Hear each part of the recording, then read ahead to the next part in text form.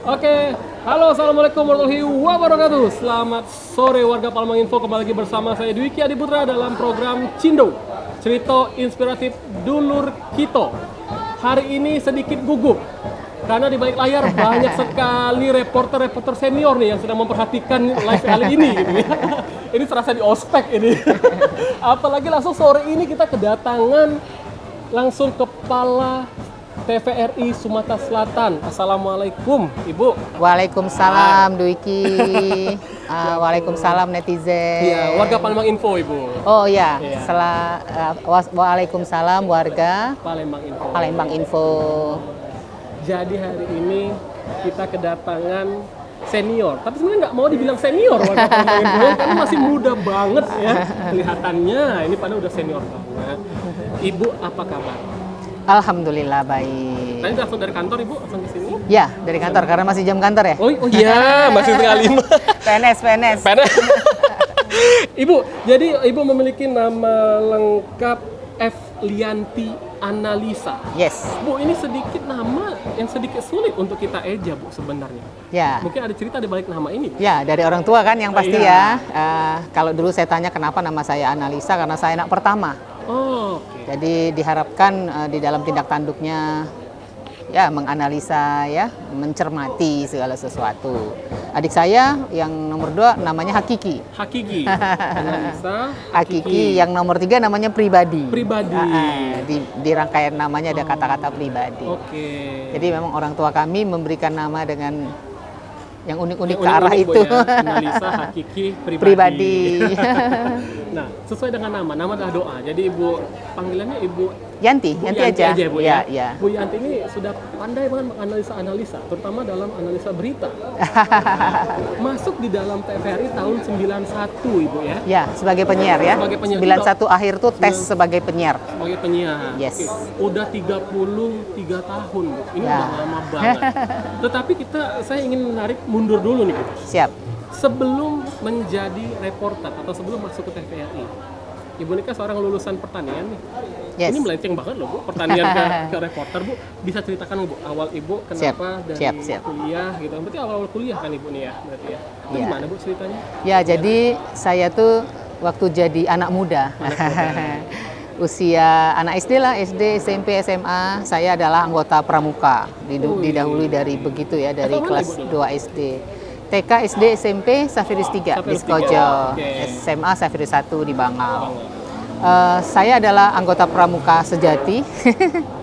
Sehingga pada tahun 86 ya, saya adalah salah satu pramuka Garuda. Pramuka Penggalang. Kalau bahasa umumnya pramuka teladan ya. Sehingga orang tua saya, om dan tante saya bilang, itu Yanti nggak pulang-pulang ya, kerjanya kemah-kemah melulu, di mana ada kemah, di mana ada kemah gitu ya, pulangnya jarang-jarang. Pramuka, kemudian PKS, mungkin puncaknya adalah Paskibraka. Oh, jadi dari pramuka ke Paskibraka. Paskibraka. Jadi ikut tes Paskibraka di SMA ya. SMA, sehingga saya adalah anggota Purna Paskibraka Indonesia tahun 89. Tahun 89. Ya, dari SMA Safiris 1. Alhamdulillah. Nah, berawal dari situ sebagai anggota PPI, jadi waktu kuliah keterima di Unsri di Fakultas Pertanian, saya terus bertugas sebagai pembawa bendera kan, petugas upacara kan pada saat upacara-upacara di Unsri. Tapi suatu hari di tahun 91 itu pada saat ditugaskan saya sakit. Maksudnya tidak bisa gerak jalan, tidak bisa baris gitu. Sehingga di change menjadi pembawa acara. Ceritanya gitu, pembawa acaranya suruh bendera kan. Nah, kemudian ada penyiar senior Mbak Erna Wahyudi. Mungkin sebagian besar orang Unsri juga kenal. Karena mendengarkan saya membacakan susunan acara itu, terus saya disuruh ikut tes deh. Tes di TVRI langsung? Tes di TVRI sebagai penyiar. Jadi gara-garanya itu tuh, karena jadi pembawa acara upacara di Unsri, terus disuruh ikut tes ke TVRI. Tes lah saya di akhir tahun 91 ya. 91. Sekitar 3 atau 4 bulan gitu prosesnya, dari sekitar 250 ya peserta umum. Akhirnya yang lulus 2 orang, salah satunya saya. Ya, akhirnya yang lulus salah satunya saya gitu. Jadi saya keterima sebagai penyiar itu, posisi saya kuliah tahun kedua di Fakultas Pertanian. Tahun kedua, semester Baru kedua. tahun kedua sebenarnya. Dan saya efektif bertugas sebagai penyiar di tahun 93 awal. 93 awal. Ya. Sebenarnya saya selesai kuliah di wisuda di 94 ya. Dan pada saat itu saya belum menjadi pegawai negeri, jadi masih dikontrak sebagai penyiar terus, dan memang ada ditawarkan untuk ikut tes PNS, tapi karena belum selesai S1 waktu itu saya menolak, sehingga baru ikut tesnya di tahun 97. Tesnya 97. Jadi CPNS itu di tahun 97, saya 98 100% PNS. Mengapa saya tetap menerima di TVRI? Karena TVRI itu kan penyiaran ya, informasi. Di dalamnya itu semua IPO, Lex, Sosbud, HAM, Kamnas, Ya, kan ada semua kan. Termasuk pertanian. Wah, kita Terima kasih. Terima kita kasih santai sekali. nih. Iya. Terima kasih, Terima kasih. Oke. Ya, Ya, jadi di TVRI itu karena latar belakang saya pertanian, saya ditempatkan di berita di bagian siaran, kalau dulu namanya siaran pedesaan. siaran pedesaan. Itu program pertama Ibu berarti ya? Yang saya terlibat, Oh, tapi iya. sebenarnya program itu sudah dari dulu ada, namanya siaran pedesaan. Kalau dulu kan terkenal dengan Kelom Pencapir, wawancara tentang pertanian. Sekarang itu nama acaranya Zona Tani. Zona gitu. Tani, Nah, iya. Dan memang di dalam penerimaan di TVRI pun untuk yang multi bidang ya, jadi sarjana teknik misalnya, sarjana ekonomi, sarjana pendidikan. Dulu itu kalau dia mendaftar ke TVRI biasanya jadi reporter, karena reporter kan harus menguasai semua bidang kan, mempunyai kompetensi masing-masing, di ya. masing-masing bidang itu. Nah, saya kebetulan di pertanian. Jadi awalnya saya di berita terkait dengan siaran pedesaan lah, intinya gitu. Oke, tahun 93 tadi Bu ya? Ya, saya menjadi penyiar dari tahun 93 sampai tahun 95 ya. 95. 95 sebagai penyiar, tapi setelah itu menjadi PNS dan menjadi orang di belakang layar. Jadi kayak di Pemret ya gitu ya, kayak di redaksi-redaksi kan Pimret, jadi redaktur kepala, gitu-gitu. Siapa sangka dari sakit bisa jadi kepala TVRI Sumsel. Dulu Iya, ceritanya dulu. ya waktu itu. Terus suka duka kan pasti Ibu ini udah melalui panjang sekali tentang apa hiruk pikuk atau perjalanan TVRI dari dulu sampai sekarang. Nah, pas di awal-awal nih, apakah Ibu mengalami kesulitan ketika masuk atau nyemplung lah, nyebur gitu ke menjadi reporter di TVRI? Ya, alhamdulillah kalau kendala secara spesifik gitu ya nggak ada. Mungkin kita setipe nih, cuma beda zaman. Iya. Artinya kita suka membaca ya, suka bersosialisasi, suka juga berkenalan dengan banyak orang gitu kan. Suka hal-hal yang sifatnya penuh tantangan, keingintahuan yang dalam konteks positif, terus ingin bekerja sama dengan orang lain. Nah, sebenarnya sikap-sikap dasar seperti itu yang mungkin membentuk saya ya. Jadi saya itu orangnya memang ingin tahu dan ingin bisa membantu orang lain, ingin memberikan sesuatu informasi gitu. Nah, hal-hal yang seperti itulah. Jadi kayak saya tidak merasa ada sesuatu hal yang prinsip yang saya terkendala. Saya suka membaca berita, saya suka memahami apa maksud berita itu. Jadi kalau pada saat saya jadi penyiar, hanya saja memang waktu awal-awal ya, saya kurang bisa membawakan acara-acara yang non formal. Oh, jadi misalnya, formal gitu betul. ya? Jadi waktu saya baru tahun pertama gitu, kan kita baru masih dites di TVRI itu ya. Ini kuatnya di mana, di berita apa di acara hiburan gitu loh, di acara program. Orang sudah pada bilang, Ibu, Yanti itu bagusnya di itu, katanya di berita gitu kan. Tapi saya tetap harus dites di program acara. Nah, suatu hari saya dites untuk acara Dunia Anak. Itu anak-anak yang bener-bener anak kecil yang masih TK gitu kan. Anak TK waktu itu, belum ada PAUD zaman dulu kan. Saya tuh sudah belajar, Dwiki, saya sudah belajar dari awal, dari base sebelumnya, 2 hari sebelumnya, bagaimana cara membawakan anak. Jadi saya sudah buat muka saya lucu Ceria, gitu kan, gitu. gimana. Dan saya merasa saya sudah benar-benar prepare. Tibalah di hari rekaman itu, saya merasa saya sudah paling maksimal tampilan saya yang non formal gitu loh ya. Saya meng-hire anak-anak itu bla bla bla bla. Tapi begitu selesai rekaman itu, saya langsung dipanggil oleh produser, langsung oleh panggil penyiar acara. Ini Evlianti beneran nggak bisa nih bawain acara anak. Padahal kita udah effort banget Sementara gitu. saya sudah merasa saya sudah maksimal. Fix katanya ini pindah ke berita. Ini orangnya emang cuma bisa bawain acara berita, please deh. Tapi ya sudah. Sementara teman saya yang barengan itu dia lebih lama di program dong, 3 tahun atau 4 tahun baru dia pindah berita gitu. Saya 1 tahun nggak sampai langsung pindah berita karena emang saya tuh orangnya formal kan. Formal ya. Gitu. Itu cerita-cerita lucunya saya. Memang awalnya kan dari MC tadi, MC kan Iya, memang formal. iya, acara gitu, MC-nya Bu, ya. formal kan. Saya juga kalau nge-MC tuh agak susah membawakan acara yang non formalnya. Formal. Jadi kalau diminta MC, acara yang formalnya saya, acara seminar, acara apa gitu kan. Tapi kalau yang itu saya emang nggak bisa. Memang passion Ibu Nggak berarti memang- maksimal. Memang di ini ya, memang di apa acara-acara yang formal tadi. Iya, berita. iya gitu kan, wawancara gitu. Oke. Moderator, yang formal-formal lah Iya. pokoknya. Nah, Ibu kan di Palembang sampai tahun 2004 ya, Bu? Sorry, 2014. Oh no, 2014. 2014. Ya. Nah, itu dari 2014 ke 2023 Ibu kan sempat merantau nih. Mm-mm. Itu kenapa Ibu memilih untuk merantau ke pusat? Bukan saya memilih. Oh. Kan kalau PNS itu salah satu persyaratan atau kesepakatan adalah bersedia ditempatkan di mana saja sesuai dengan dari pimpinan gitu kan, dari lembaga. Nah, saya memang dari tahun 93 itu jadi penyiar, jadi reporter, jadi pengarah acara, bla bla bla bla bla bla. Kemudian di tahun 2004 saya menjadi kalau di PNS itu istilahnya eselon 4 ya, eselon yang paling bawah.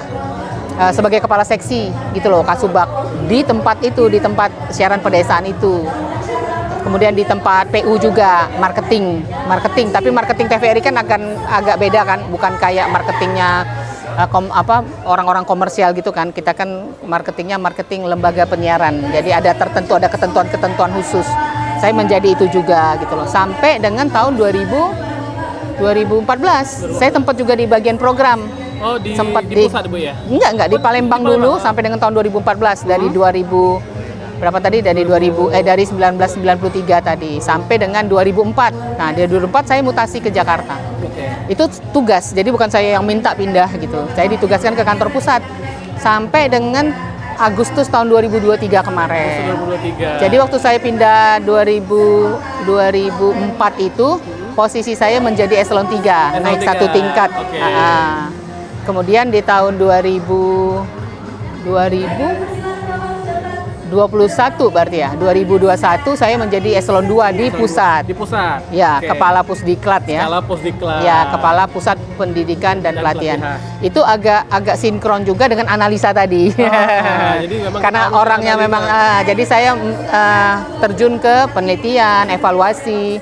Saya berteman erat dengan Nielsen kan, data Nielsen gitu loh, data-data broadcast, berapa pemirsa, berapa masyarakat membutuhkan acara apa gitu. Gitu saya sebenarnya selama 5 tahun terakhir, tapi 2 tahun terakhir sebagai eselon 2-nya. Kemudian baru mutasi di Agustus tadi ke Palembang, balik kampung. Langsung menjadi kepala TVRI Ya, Sumatera Selatan. ya karena di posisi sama-sama eselon 2 kan, Ya. kepala stasiun Palembang dan beberapa kota lain itu kan kepala TVRI itu ada kelas A, ada kelas B, kelas C juga. Nah, kita kelas A. Kelas A untuk Kelas A itu Sumsel, Bu, ya, kelas A itu setara dengan eselon 2. Oke. Bu, sudah hampir 33 tahun berarti Bu di TVRI Bu ya? Tapi untuk hitungan PNS-nya dari tahun 97 Ya. tadi. Menjadi keluarga besar TVRI dari udah 33 tahun. Apa saja Bu yang Ibu dapatkan Bu selama itu? Mungkin ada cerita-cerita menarik nih selama Ibu 33 tahun di TVRI. Ya, itu mungkin bisa saya kaitkan dengan tanggung jawab saya sekarang. Sebenarnya sebagai PNS dan sebagai pegawai negara yang di TVRI, karir seorang pegawai TVRI itu puncaknya adalah sebagai kepala stasiun, dimanapun dia. Karena kalau menjadi direksi itu adalah bonus, gitu. Karena itu kan sudah bukan jenjang karir ya, jadi maksudnya itu sudah bonus tuh. Jenjang akhirnya adalah menjadi Kepala stasiun sebenarnya kalau untuk pegawai TVRI ya, seperti saya yang memang dari bawah gitu ya, dan teman-teman yang lain. Nah, pengalaman saya dari tahun 93 efektif jadi PNS dari tahun 97 membuat saya memang, dan saya dari era itu, dari periode itu saya di kantor pusat hampir 10 tahun. Di kantor pusat itu saya dominan juga mengurus ketatalembagaan gitu ya. Karena seperti teman-teman tahu juga, mungkin Dwiki juga dengar-dengar TVRI itu berubah-berubah status, berubah kelembagaannya, peran dan fungsinya juga gitu kan. Nah, itu membuat saya fasih banget lah ya, memahami banget sebenarnya fungsi TVRI itu apa seharusnya. Juga saya memahami sebenarnya keinginan pemerintah itu bagaimana ke TVRI, tanggung jawab yang diberikan maksudnya. Dan bagaimana seharusnya kita TVRI-nya itu berlaku ke masyarakat. bagaimana seharusnya masyarakat itu juga memanfaatkan TVRI. Nah, itu saya pahami banget. Ada hubungan timbal balik Bu ya antara Harusnya, masyarakat dan harusnya, juga TVRI harusnya. gitu. Ya, apalagi kan sekarang kan di era reformasi birokrasi, di era teknologi, di era kecanggihan, tapi juga ada sisi-sisi yang tetap memang dari masa lalu mungkin kan yang tetap mesti kita kedepankan. Misalnya etika, akhlak. Jangan sampai misalnya ada pemahaman anak-anak muda Gen Z itu cerdas-cerdas orangnya, pinter-pinter misalnya. Bukan misalnya pernyataannya, tapi mohon maaf ya etikanya. Nah, itu yang harus kita bantu dong. Karena saya punya pengalaman di pusat. Bukan di TVRI ini, di salah satu kementerian. Orang-orang pinternya 5 orang-orang itu staf ahli menteri. Orang-orang pinter. Orang-orang pinter semua, Gen Z. Kalau rapat Pak Menteri itu cenderung ngajak yang orang 50, orang-orang kebanding staf ahlinya atau eselonnya. Coba bayangin. Nah, cuma apa friksi antara anak-anak muda yang Gen Z ini dengan kita-kita yang Gen Y? Ini kan masalah etika, masalah akhlak. Jadi itu yang kita harus pahami, kita harus saling memahami kan supaya kita mendapatkan hasil yang positif. Jadi kalau anak-anak Gen Z ini tadi misalnya ngetok ruangan Kepsta nih atau ngetok ruangan Pak Menteri, masuk dia langsung.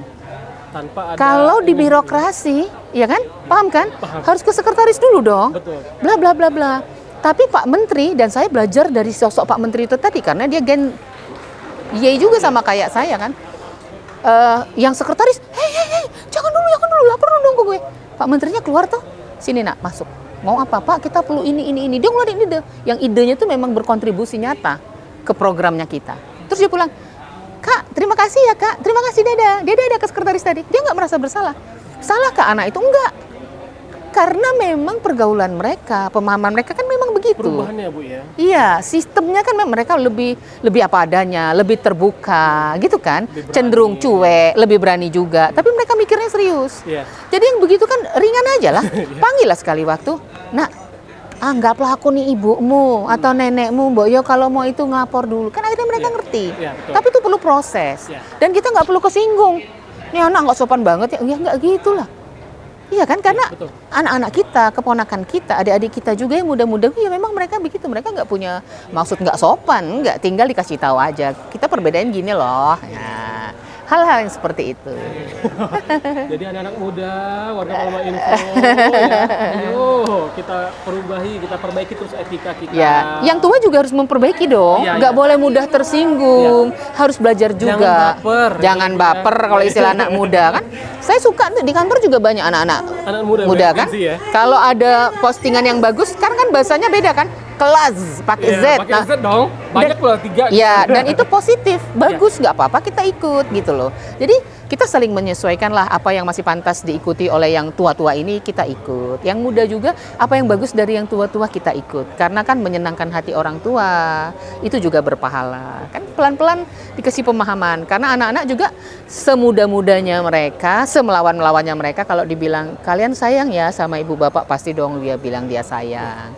Ini temennya mama loh, iya dia juga sayang, dia juga hormat kan gitu. Kita tinggal bahasa komunikasinya aja. Pemahaman kepada Iya. generasi saat ini Bu. Berarti Iya. harus lebih lembut. Kita saling memahami aja. Iya, Kita betul. saling memahami, saling Dan saling mengetahui. menghargai ya, Ya, Bu, ya. karena pada dasarnya kan nggak ada orang yang punya niat jelek, Iya. pastilah gitu ya. Nggak pernah lah orang dengan serta merta, apalagi anak-anak muda. Saya nggak mau jahatin orang, enggak lah. Itu kan semua dibentuk oleh lingkungan. Makanya kita ciptakan lingkungan yang saling kondusif, saling mendukung. Oke, wah ini luar biasa. Gitu ini Diki. ya. Ini serasa kita kuliah 3 SKS gitu ya, sama Ibu Yanti ya. Ibu, dengar-dengar sudah keliling Indonesia nih. Di Ya itu TVRI. itu tadi saya amat sangat bersyukur dengan lembaga yang saya cintai ini, gitu ya, LPP TVRI, karena kurang 9 tahun 5 bulan saya di kantor pusat. Oke. Itu 5 tahunnya saya posisi eselon 3 di bidang marketing non siaran. Jadi bukan ngurusin layar, yang non siarannya. Berarti Sewa transmisi, tuh, sewa peralatan. Jadi di masa 5 tahun itu kalau saya nggak salah, saya sudah ke 140 transmisi TVRI. 140 dari transmisi. saat itu ada 234 stasiun transmisi seluruh Indonesia. Itu satu transmisi di provinsi masing-masing atau gimana, Bu? Trans satu provinsi itu satu stasiun yang ada di provinsi itu punya transmisi macam-macam. Kayak di Sumsel tuh ada 13. Oh, Di Aceh ada 18 kalau saya tidak salah. Di Jogja cuma satu. Nah, paling jauh kemana, Ibu? Papua dong, Papua Barat. Ke tempat yang itu yang alamnya bagus tuh apa?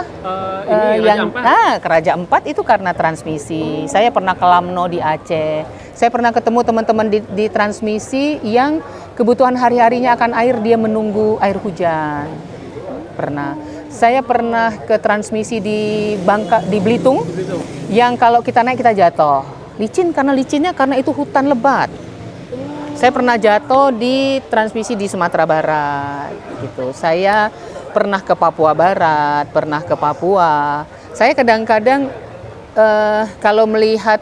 kalau datang ke satu transmisi itu atau melihat di foto transmisi ataupun daerah atau provinsi gitu ya, saya tuh bingung ini di mana, Nusa Tenggara Timur atau di mana atau di Aceh karena pada dasarnya alam Indonesia itu indah kan, luas dan sama-sama sebenarnya mirip-mirip. Kadang-kadang saya merasa di Bali, oh bukan Bali, ternyata di NTT. Ternyata di Bangka Belitung ada sudut-sudut pantainya juga mirip-mirip Bali yang belum diekspos. Jadi memang benar nyata kan kalau kita Muslim itu Allah itu memang maha segala. Jadi pada saat kita berada di alam itu kita benar-benar tidak bisa menggantungkan kepada siapapun, benar-benar hanya kepada Allah. Pada saat kita terbang berjam-jam itu nggak ada ya, kita nggak ada tempat kita untuk bergantung, benar-benar hanya kepada Allah. Jadi pada saat kita menginjak bumi, pada saat posisi seperti ini pun kita harus bangun bahwa semua ini ya karena Allah. Kalau nggak karena Allah kita nggak di posisi yang sekarang ini. Ibu boleh diminum dulu. Boleh. Untuk apa namanya info silakan, kalau mau bertanya langsung saja drop di kolom komentar ya. Nanti akan jawab langsung sama Ibu Yanti. Rame ya, sedang suasana sosialisasi nih. Sosialisasi pilkada. Diminum Ibu. Ya, siap. Ini untuk banget nih, apa pas untuk kita yang cuacanya lagi ekstrim banget. Iya, betul.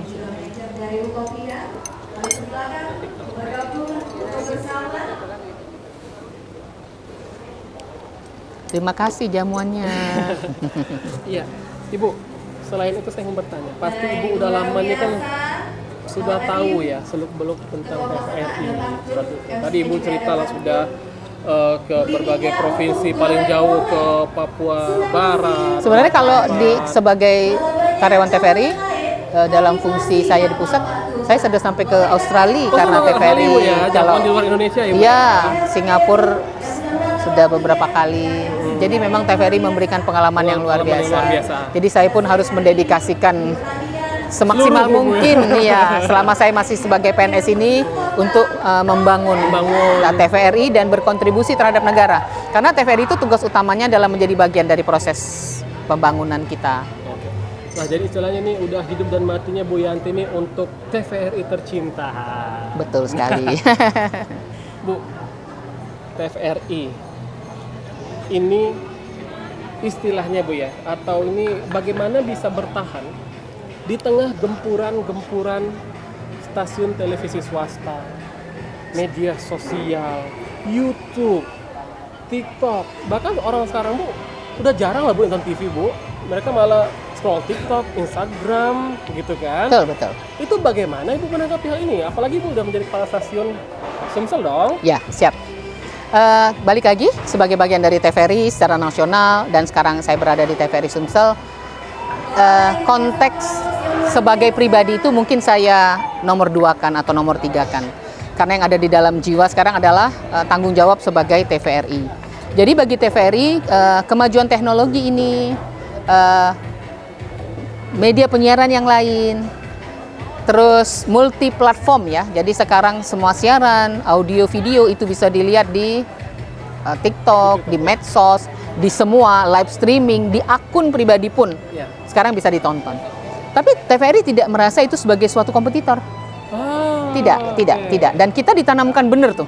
Kita diminta oleh Bapak Presiden pun, Bapak Wakil Presiden pun, pimpinan kami langsung, direksi, direktur utama mengatakan kita tidak memberlakukan semua itu sebagai kompetitor.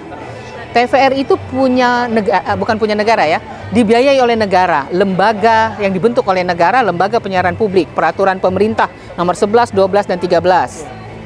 Itu jelas mengatakan fungsi lembaga publik. Untuk mudahnya dipahami oleh masyarakat, kalau di negara maju seperti CNN, ya kan? Ya, Begitu, BBC seperti gitu. BBC, seperti NHK Ya. di Jepang. Bagaimana di negara-negara maju itu peran lembaga penyiaran publik itu memang maksimal. Dia dibiayai oleh masyarakat, ada yang dari iuran masyarakat, dari mana-mana, membesarkan fungsi informasi dan penerangan di negara itu. Nah, Ya. kita negara berkembang yang sedang menuju ke arah itu. Jadi TVRI sama sekali tidak berkecil hati, tidak menganggap teman-teman yang lain sebagai kompetitor, tidak. Kita bersama-sama, dan itu kita buktikan sekarang. Ya. TVRI di era digital ini kami full digital, sekarang peralatan kami digital. Seluruh Indonesia, nggak cuma Sumsel. Semuanya digital. Peralatan kita bahkan disewa oleh pihak swasta, beberapa bagian, untuk tetap mereka bersiaran. Nah, kami terhadap medsos, kita kerjasama dong.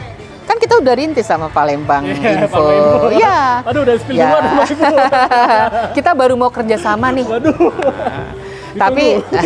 Tapi saya sudah apa ya, mengajak teman-teman terutama yang di Sumsel ya, kita harus bangkit nih TVRI. TVRI selama 30 tahun pertama, 40 tahun pertama sendirian Iya. berjaya. Tapi begitu tahun 90-an dengan ada stasiun TV lain, kita terpuruk. Kita harus akui kita terpuruk. Iya. Tapi setelah kita 2021 cut off menjadi digital, full digital, itu adalah era kebangkitan bagi kami. Dan tidak hanya di broadcast. Jadi multi platform, di semua portal berita, akun medsos, TikTok ya. semua. YouTube. Iya, IG, iya, aktif iya. Semua berarti Ibu ya? Sudah aktif. Sekarang kita sudah lakukan itu. Kita sudah collab, sudah semua. Sekarang siaran terestrial kami, siaran TVRI yang asli itu sudah kita live streamingkan setiap saat di Instagram kita, di Facebook kita. Hanya YouTube yang agak sudah 24 jam sekarang. Sebenarnya sudah dirintis oleh Capsta di 5 tahun yang lalu. Sudah kita lakukan, tapi sempat berhenti hanya per program acara karena masalah teknis doang masalah alat kan ya.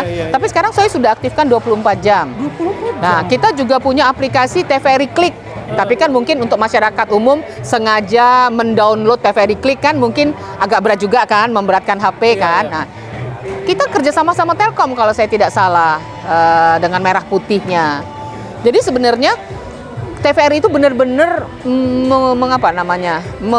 membaktikan, mengabdikan dirinya untuk masyarakat. Jadi kalau dan itu sesuai dengan arahan direksi. Jadi misalnya untuk di Sumsel, kita sekarang acara yang memang kearifan lokal melibatkan masyarakat secara banyak, kita live.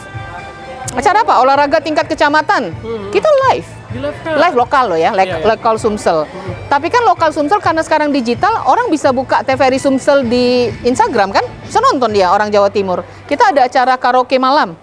Yang kirim-kiriman salam orang Jawa Timur ke Jawa Barat pakai TVRI Sumsel. Karena dia orang Sumsel di Jawa Barat dan di Jawa Timur kan? Gitu. Ini Di Karawang. Pertama Bu, di Sumsel? Oh, enggak. 24 jam? Atau seluruh ini stasiun? Saya nggak tahu apakah teman-teman Capsa atau stasiun yang lain sudah, mungkin ada, tapi mungkin kami tidak terdata karena belum didata ya. Tapi kalau saya memang pada waktu masuk berita itu saya wajibkan live streaming dan beberapa acara unggulan kayak Gayung Bersambut, acara Lenggang Palembang, karena itu kan masyarakat banyak. Tapi kemudian saya dapat info di tahun 2017 itu kita sudah pernah menyatakan bahwa live 24 jam gitu. Jadi saya ikutin lagi karena itu Capsa yang dulu kan. Saya sudah declare ke teman-teman live aja, kalau ada trouble kita iniin. Nah, sekarang kita live. Jadi acara TVRI itu sebenarnya bisa ditonton. Bisa ditonton di IG, Instagram dan di Facebook yang sudah pasti. Kalau YouTube kan kadang-kadang ada lagu-lagu yang nanti ke-ban kan. Nah, itu yang kita agak antisipasi, sayang akunnya. Tapi kalau yang dua itu kita live. Berita TVRI itu bisa ditonton di TikTok. Nah, sekarang kita sedang mengembangkan lagi, kami mengajak beberapa admin akun-akun seluruh Sumsel supaya TVRI Sumsel tuh sama loh sebenarnya dengan medsos gitu maksud saya. Bisa dipakai untuk medsos. Itu tadi yang saya maksud dengan kita ingin kita berkolaborasi dan memang ingin memaksimalkan peran TVRI Sumsel tuh apa. Jadi sebenarnya sama, ke dalam juga harus ditanamkan, kita nggak sendiri lagi, kita mesti sama dengan media-media yang lain. Keluar juga kita ingin memberitahu kepada masyarakat, TVRI ini harus dimanfaatkan loh, dibiayain oleh negara besar-besar, kenapa kalian nggak manfaatin? Gitu kan. Oke, nah jadi ini ada pesan nih langsung dari Kepala Stasiun TVRI Sumsel untuk Iya. rekan-rekan media sosial ya Bu ya. Ya, Yang tergabung di Forum Admin Media Sosial Sumatera Selatan atau FAM Sumsel jadi Bu. Jadi Ya. panggilnya FAM Sumsel.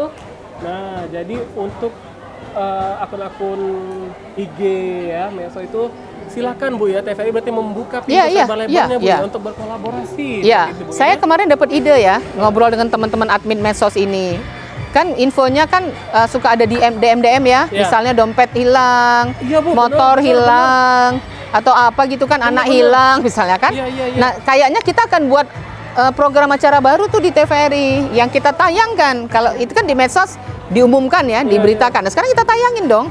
WA-nya kita munculin, nanti kita buat program acara bener, apa 30 menit atau 20 menit, apa 60 menit, sehingga kita bisa TikTok. Di mana hilangnya Mbak, bla bla bla bla, misalnya gitu kan. Itu fungsi TVRI dan nggak bayar. Oh, free ya Bu ya? Free. Termasuk anak-anak muda SMA, misalnya ada acara apa teater. DM TVRI, kami punya acara ini, kami mau ngisi acara TVRI ya. Nanti orang TVRI menghubungi.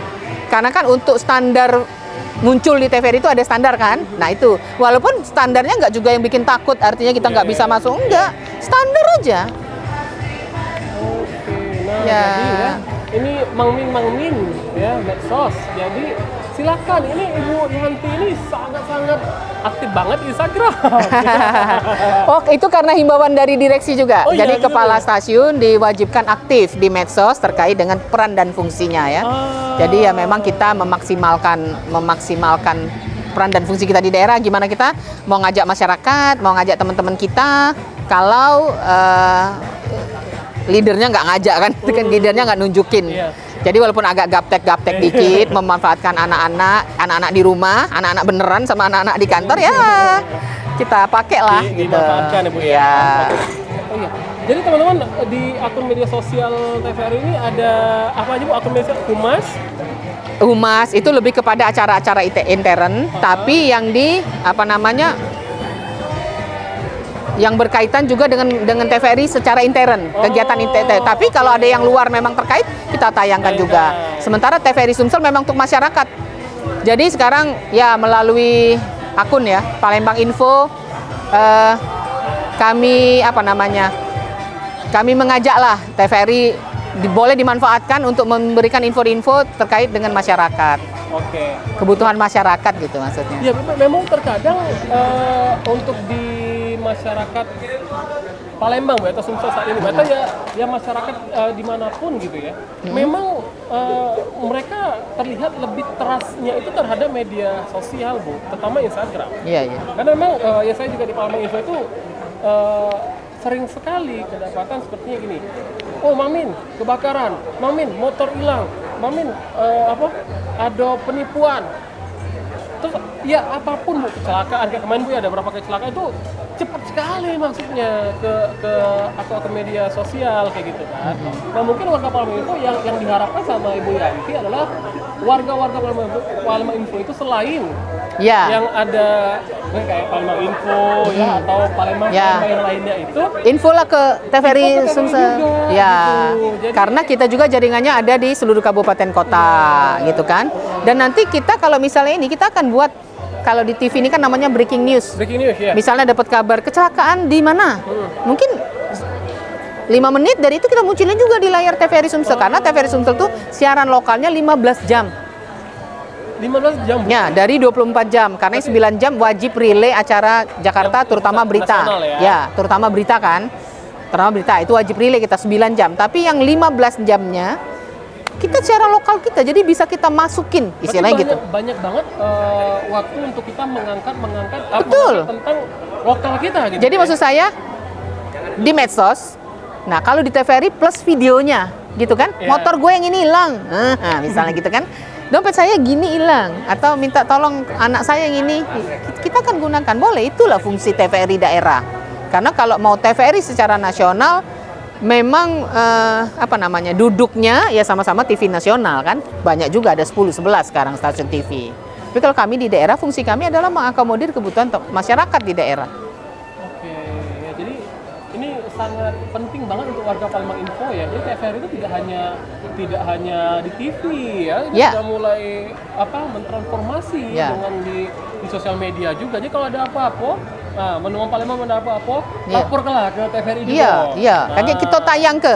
Dan satu tayang lagi ke. mungkin Dwiki yang perlu juga kami sampaikan di sini. Sepertinya atau kesannya TVRI ini nggak ada penonton lagi atau ditinggal. Oh iya. Mungkin itu data nasional. Mungkin itu data secara nasional. TVRI dan TV-TV nasional sebenarnya memang terjadi penurunan. 20-30% dari pemirsa TVRI itu hilang, berpindah ke akun-akun medsos. Gitu kan? Tapi di siaran terestrial kami mempunyai penonton setia. Jangan lupa. setia, wah. Dari mana karakternya? Kalau acara itu tidak siaran, masyarakatnya ngamuk. Ada, Bu? Lewat banyak acara gayung bersambut, berita telat. Nah, sekarang ini tembang kenangan. Itu mereka komennya kemana, Bu? Ke WA TVRI kan ada Oh, iya. WT atau ke DM itu, DM akun itu dia bertanya. Nah, itu kan kita bisa share. Maksud saya situ bagi follower, saya bagi pemirsa saya, gitu kan? Karena TVRI ini ya TV pertama dong. Ya. Jadi sudah tertanam di penonton-penonton setia itu. Ya kan? Jadi dia nonton dan kami sudah melakukan survei kecil-kecilan. TVRI kami itu juga, saya waktu baru masuk saya melakukan survei pemirsa. Nah, yang seperti itu infonya. Memang penonton kami penonton terestrial langsung ya 45 tahun ke atas. Tapi mereka tahu azan maghrib TVRI kecepatan, azan subuh TVRI telat 2 menit. Itu masuk laporannya ke saya. Dan saya bisa marah ke teman-teman yang play kenapa telat gitu kan. Jadi jangan dikira kita nggak ditonton. Pernah siaran subuh azan subuh tidak on air, tidak muncul karena petugasnya atau karena trouble, itu mereka marah. Karena masih ada masyarakat yang beneran sholat subuh nungguin azan. Oh, dan itu memang keren sekali. Jadi masih ada gitu, maksud saya masih ada Penonton gitu ya. setia, Bu, Ya, penonton setia di Kota Palembang, bahkan di kayak di Pagarala mereka Di ada. kabupaten-kabupaten. Iya, kabupaten kota itu, dan mereka nontonnya dari itu apa yang besar itu parabola. Dan satu lagi kemenangan kami sebagai TVRI, ada figur-figur orang yang memang mereka kangeni kan, penyiar. Seperti Cek Ridwan yang gayung bersambut. Orangnya udah tua, tapi namanya dikenal oleh masyarakat. Nah, hal-hal Cek seperti Ridwan itu. sudah tidak pegang program gayung bersambut lagi. Masih. Masih kan sekarang? Jadi kami ambil sekarang karena dia memunculkan kerinduan kan. Iya. Ya, kita ambil sambil kita membina penggantinya. Nah, hal-hal seperti itu. Oke, nah. Memang Cek Ridwan ini sangat dikenal ya untuk Ya. brandingnya TVRI Sumsel. Ya. Ada di balik layar untuk Cek Ridwan ya. Oke. Bu, boleh Bu? Silakan. Ya, baik, makasih. gitu.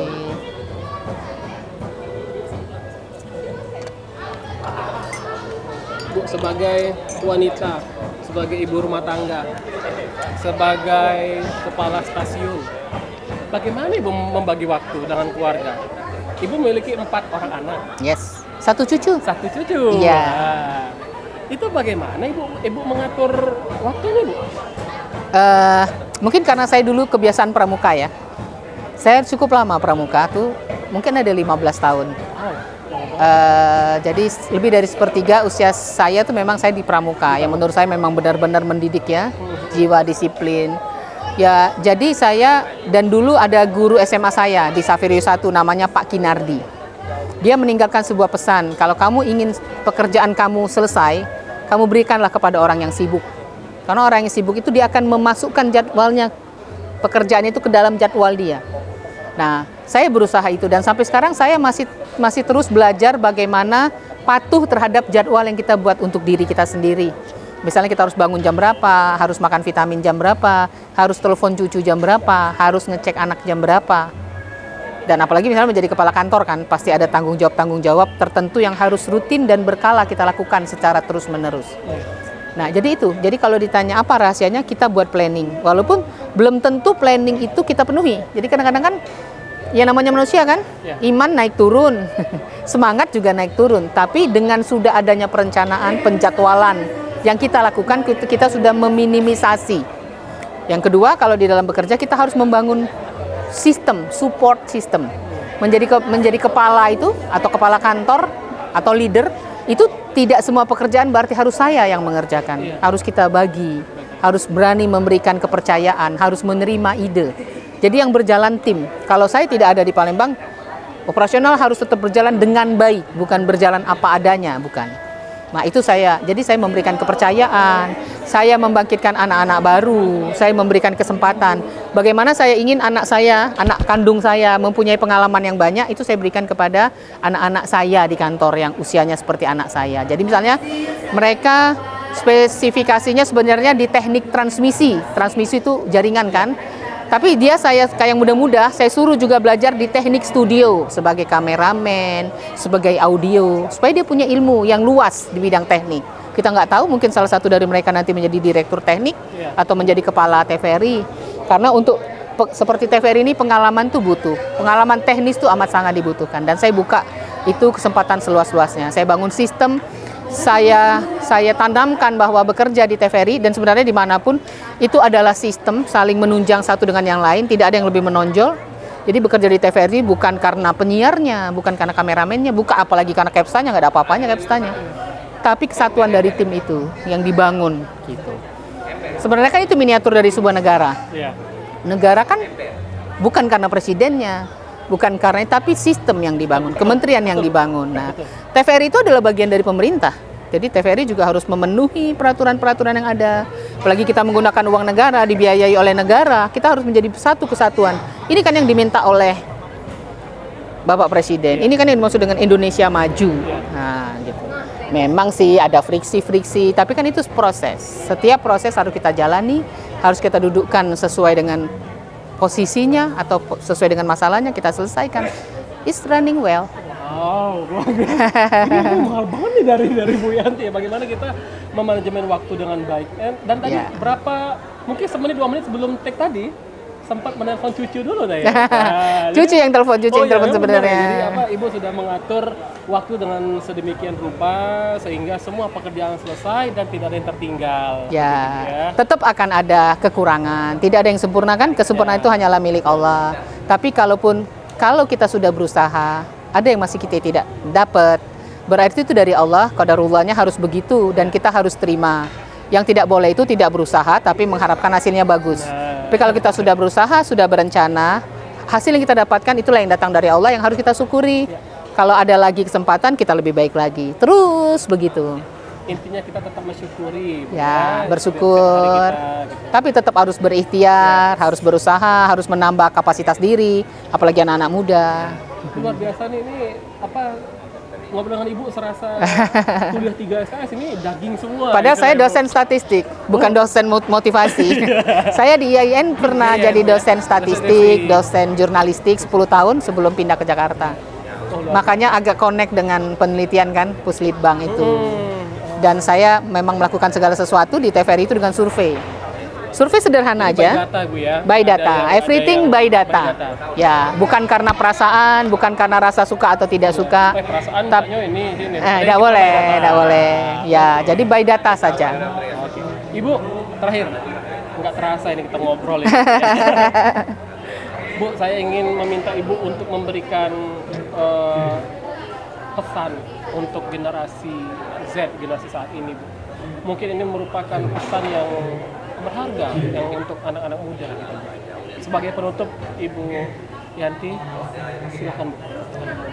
Baik, terima kasih untuk seluruh masyarakat Sumatera Selatan, khususnya anak-anak muda di Sumatera Selatan.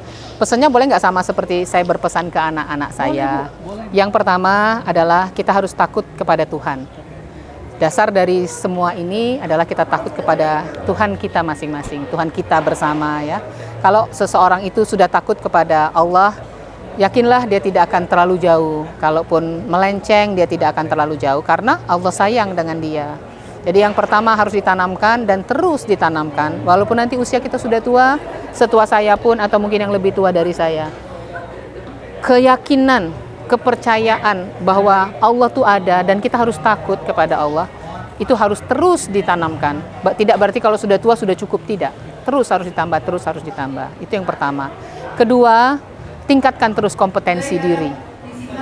Di atas kemampuan diri sendiri, siapapun kita. Jadi nggak penting kita tuh anak siapa, punya koneksi kemana, atau siapa. Tapi tingkatkanlah kompetensi diri kita masing-masing. Kita jadi apa, itu Allah yang menentukan.